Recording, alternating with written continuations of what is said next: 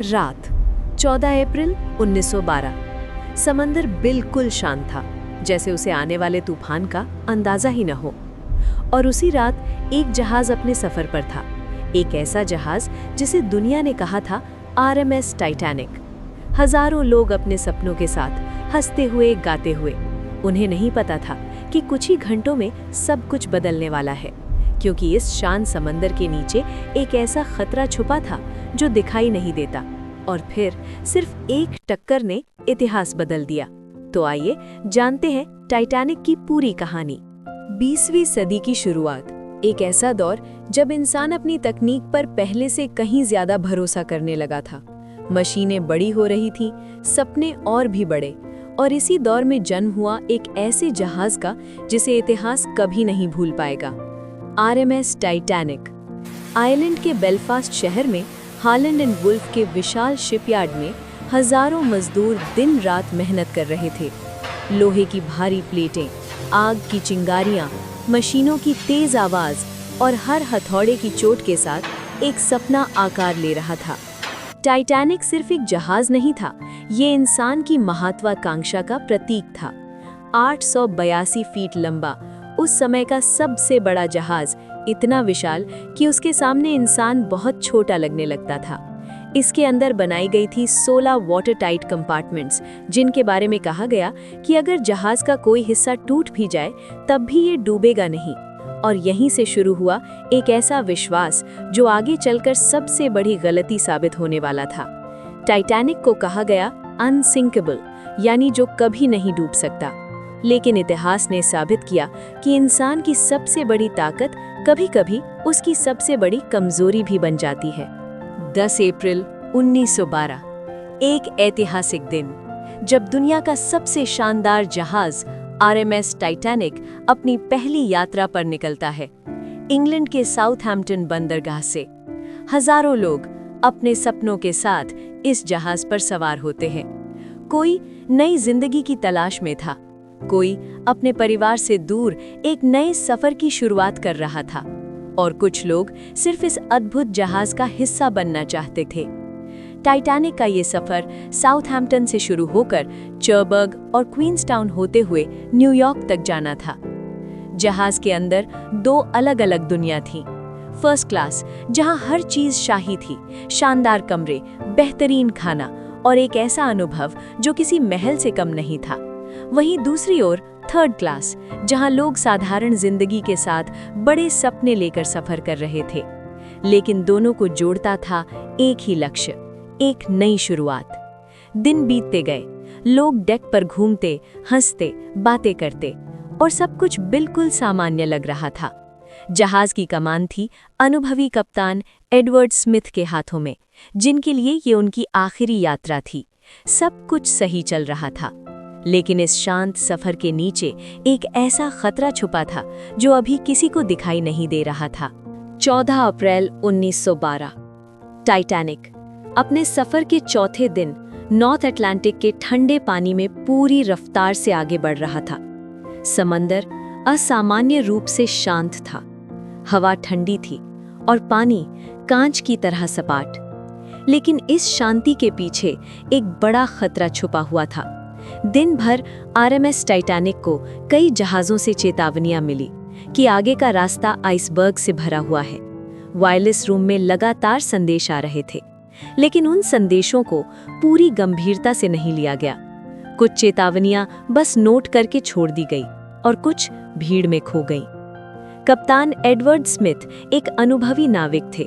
उन्हें भरोसा था कि ये जहाज किसी भी खतरे का सामना कर सकता है, और शायद इसी भरोसे ने एक बहुत बड़ी गलती को जन्म दिया। टाइटैनिक की गति कम नहीं की गई। जहाज पूरी रफ्तार से उसी रास्ते पर आगे बढ़ता रहा जहां खतरा इंतजार कर रहा था। उस रात एक और चीज इस खतरे को और भी खतरनाक बना रही थी। समंदर इतना शांत था कि आइसबर्ग के आसपास बनने वाली लहरें भी नहीं दिख रही थी, और आसमान में चांद की रोशनी भी नहीं थी, जिससे अंधेरा और भी गहरा हो गया था। और इसी अंधेरे में टाइटैनिक धीरे धीरे अपने भाग्य की ओर बढ़ रहा था। रात 11:40, सब कुछ शांत था। तभी अचानक एक आवाज गूंजती है, आइसबर्ग अहेड। लुकआउट ने अंधेरे में एक विशाल बर्फीले पहाड़ को देखा। तुरंत घंटी बजाई गई और ब्रिज को चेतावनी दी गई। आदेश दिया गया जहाज को मोड़ने का, हार्ड अस्टाबोर्ड, और इंजन को पीछे करने का। लेकिन आरएमएस टाइटैनिक इतना विशाल था कि वो तुरंत मुड़ नहीं सका। कुछ सेकंड के लिए ऐसा लगा कि शायद जहाज बच जाएगा, लेकिन देर हो चुकी थी। आइसबर्ग जहाज के दाहिने हिस्से से रगड़ खाता हुआ निकल गया। कोई बड़ा धमाका नहीं हुआ, कोई जोरदार टक्कर नहीं, बस एक लंबी खामोश स्क्रैपिंग की आवाज। ऊपर खड़े लोगों को कुछ खास महसूस नहीं हुआ। उन्हें लगा जैसे बस हल्का सा झटका लगा हो, लेकिन असली नुकसान पानी के नीचे हो चुका था। आइसबर्ग ने जहाज की लोहे की प्लेटों को कई जगह से फाड़ दिया था और कुछ ही सेकंड में 5 वाटरटाइट कंपार्टमेंट्स टूट चुके थे, जो कि टाइटैनिक की क्षमता से ज्यादा था।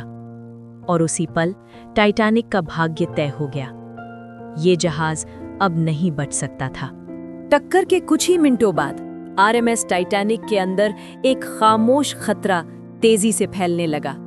जहाज के निचले हिस्से में पानी भरना शुरू हो चुका था। इंजन रूम में काम कर रहे मजदूरों ने सबसे पहले इसे महसूस किया।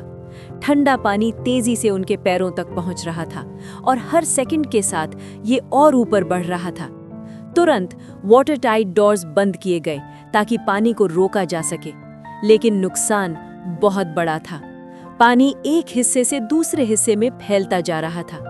इंजीनियरों ने जल्दी ही समझ लिया कि ये जहाज अब नहीं बच सकता, लेकिन ऊपर यात्रियों को अभी भी पूरी सच्चाई का अंदाजा नहीं था। कुछ लोग अब भी हंस रहे थे, कुछ इसे एक छोटी सी घटना समझ रहे थे। तभी क्रू ने लोगों को लाइफ जैकेट पहनने को कहा और यहीं से डर फैलना शुरू हुआ। लोग सवाल पूछने लगे, क्या हुआ है? क्या जहाज डूब रहा है? लेकिन जवाब किसी के पास नहीं था। धीरे धीरे पानी जहाज के अंदरूनी हिस्सों में ऊपर की ओर बढ़ने लगा। गलियारों में ठंडा पानी भर रहा था, सामान तैरने लगा था और अब हालात बदल चुके थे। हंसी डर में बदल गई थी और शांति अफरा तफरी में। लोग भाग रहे थे, बच्चे रो रहे थे और हर कोई सिर्फ एक ही कोशिश में था, अपनी जान बचाने की। टाइटैनिक अब धीरे धीरे अपने अंत की ओर बढ़ रहा था। अब ये साफ हो चुका था कि आरएमएस टाइटैनिक को बचाया नहीं जा सकता और अब आखिरी उम्मीद थी लाइफ बोट्स। तुरंत आदेश दिया गया लाइफ बोट्स तैयार करने का। एक नियम बनाया गया, पहले महिलाएं और बच्चे। लेकिन हालात इतने सरल नहीं थे। कई यात्रियों को अभी भी खतरे की गंभीरता समझ नहीं आ रही थी। कुछ लोग लाइफ बोट में बैठने से मना कर रहे थे। उन्हें विश्वास था कि ये जहाज नहीं डूबेगा, और यहीं एक बड़ी गलती शुरू होती है। लाइफ बोट्स आधी खाली ही भेजी जाने लगी। जहां एक नाव में 60 लोग बैठ सकते थे, वहां सिर्फ 20 या 25 लोग ही बैठे थे। कई सीटें खाली रह गई और उसी के साथ कई जिंदगियां भी पीछे छूट गईं। जहाज के अलग अलग हिस्सों में हालात अलग थे। फर्स्ट क्लास के यात्रियों को लाइफ बोट तक पहुंचने में आसानी हुई, लेकिन थर्ड क्लास के कई लोग रास्तों में ही भटक गए। कुछ बंद दरवाजों के पीछे फंस गए और समय तेजी से निकल रहा था। अब जहाज पर डर पूरी तरह फैल चुका था। लोग भाग रहे थे, चीख रहे थे। हर कोई लाइफ बोट तक पहुंचने की कोशिश कर रहा था। इसी अफरा तफरी में कई परिवार हमेशा के लिए अलग हो गए। कोई लाइफ बोट में बैठ गया और कोई पीछे ही रह गया। कुछ लोग बच गए, लेकिन बहुत से लोग सिर्फ इसलिए नहीं बच पाए क्योंकि उनके लिए जगह नहीं थी। अब टाइटैनिक के आसपास सिर्फ एक चीज थी, ठंडा, अंधेरा और खामोश समुंदर। जो लोग लाइफ बोट तक नहीं पहुंच पाए, वे अब इस बर्फीले पानी में थे। कुछ ने अपनी जान बचाने के लिए खुद ही छलांग लगाई और कुछ जहाज के साथ ही पानी में गिर गए। जैसे ही उनका शरीर पानी से टकराया, एक तेज झटका लगा। नॉर्थ अटलांटिक का तापमान लगभग -2 डिग्री सेल्सियस था। इस पानी में इंसान ज्यादा देर तक जिंदा नहीं रह सकता। कुछ ही मिनटों में शरीर सुन्न होने लगता है, सांस लेना मुश्किल हो जाता है और फिर शरीर जवाब दे देता है। चारों तरफ सिर्फ आवाजें थी, मदद के लिए पुकार, डर से भरी चीखें और बेबसी। लाइफ बोट में बैठे लोग ये सब देख रहे थे, सुन रहे थे, लेकिन वे कुछ कर नहीं सकते थे। अगर वे वापस जाते तो उनकी नाव भी खतरे में पड़ सकती थी, और इसी डर में वे बस देखते रह गए। कुछ ही मिनटों में आवाजें कम होने लगी, चीखें धीरे धीरे खामोशी में बदल गईं, और फिर वही समुंदर फिर से शांत हो गया, जैसे कुछ हुआ ही नहीं। अब आरएमएस टाइटैनिक का अंत बस कुछ ही मिनट दूर था। जहाज का आगे का हिस्सा पूरी तरह पानी में जा चुका था और पीछे का हिस्सा धीरे धीरे ऊपर उठ रहा था। जो लोग अब भी जहाज पर थे, वे आखिरी बार अपनी जान बचाने की कोशिश कर रहे थे। ठंडी हवा, अंधेरा और चारों तरफ सिर्फ डर। तभी अचानक जहाज की सारी लाइट्स बुझ जाती हैं। अंधेरा और गहरा हो जाता है। कुछ ही सेकंड बाद एक भारी दबाव जहाज के बीचों बीच पड़ता है और फिर टाइटैनिक दो हिस्सों में टूट जाता है। सामने का हिस्सा तेजी से समुंदर की गहराइयों में चला जाता है और पीछे का हिस्सा कुछ पल के लिए सीधा खड़ा रह जाता है, जैसे आखिरी बार आसमान को देख रहा हो, और फिर वो भी धीरे धीरे अंधेरे समुंदर में हमेशा के लिए गायब हो जाता है। समय था सुबह के 2:20 और उसी पल टाइटैनिक इतिहास बन गया। टाइटैनिक के डूबने के बाद समुंदर फिर से शांत हो गया, लेकिन इस खामोशी के पीछे छुपा था एक बहुत बड़ा नुकसान। लाइफ बोट्स में बैठे लोग ठंड से कांप रहे थे, थके हुए, डरे हुए और सदमे में।